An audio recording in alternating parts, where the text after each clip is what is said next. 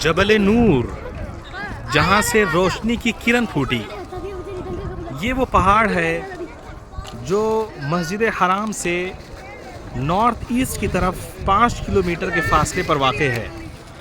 اسی پہاڑ کے اوپر غار حرا ہے، جہاں پر حضور صلی اللہ علیہ وسلم بعثت سے قبل تشریف لایا کرتے تھے اور غور و فکر کیا کرتے تھے۔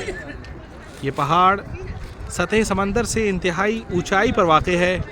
انتہائی صحت مند لوگ بھی اوپر چڑھنے کے لیے اسٹرگل کرتے ہوئے نظر آتے ہیں۔ اس کے باوجود حضور تنہائی حاصل کرنے کے لیے اتنی اونچائی پر چڑھتے تھے، اور ایک دن ایسا ہوا کہ جب آپ غار میں تشریف فرما تھے کہ وحی کا فرشتہ آپ کے سامنے رونما ہوا اور اس نے آپ سے اقرا کا لفظ کہا تھا۔